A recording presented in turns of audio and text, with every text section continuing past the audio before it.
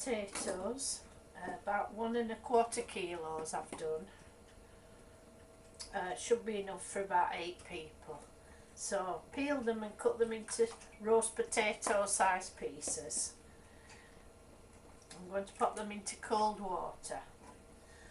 So they'll be okay overnight, but I wouldn't do it more than 1 day in advance if I were you, because they do decompose.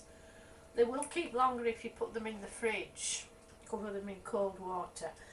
Now the new potatoes, I've washed them and I've taken any eyes out. That kind of attention to detail is what will put your cooking on a step above most people's, because a lot of people just throw these in straight from the bag, and there's all sorts of nasty bits and pieces in there. So plus the potatoes tend to taste like soil, which is not nice.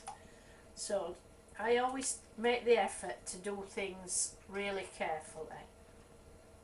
Clean your potatoes, it makes all the difference. So then put those in the pan as well with the cold water. I'm going to keep these overnight in a cool place. Then tomorrow it's just a matter of taking the roast potatoes out and dealing with those, and changing the water and adding salt to cook the new potatoes.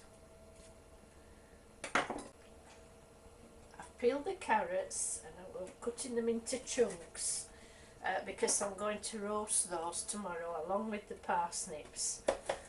Now, one thing to remember, I never peel the parsnips the day before because they go discoloured. So that is one vegetable you just have to deal with on the day. So nice big chunky pieces for roasting.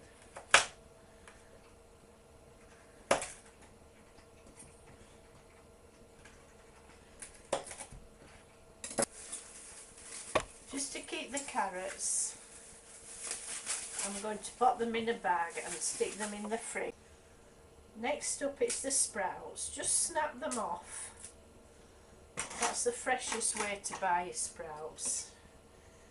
Just chop the end off and take this outer leaves.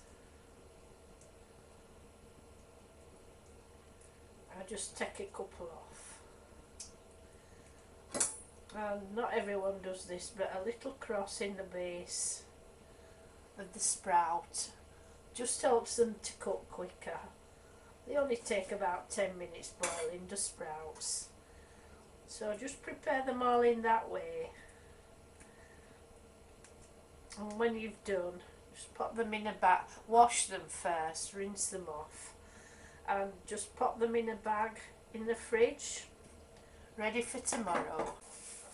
Right, that's the sprouts done. So I've washed them and I'm going to pop them in this bag now and put them in the fridge until tomorrow. There you go. Alright, nearly there now with the preparation of this lunch, Christmas lunch. Pigs in blankets.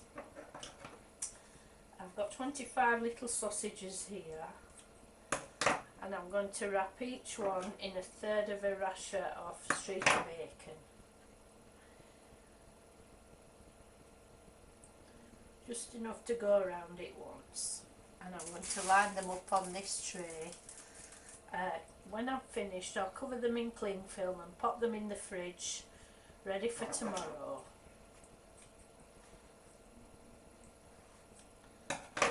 And then on the day, they'll just take about half an hour to cook in the oven after the turkey comes out.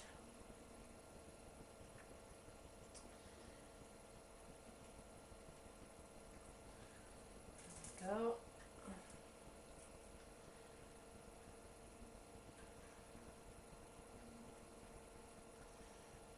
All part of turkey and all the trimmings. Right, for the Christmas pudding I always make rum cream sauce. This is the easiest thing to make, so simple. I've got 600 mils of cream, double. You can make this several days in advance and keep it in the fridge. Just make sure that the date on the carton is after the 25th of December and you'll be fine. But if you forget, you can actually do it on the date. You'll see how quick and easy it is. 2 tablespoonfuls of rum.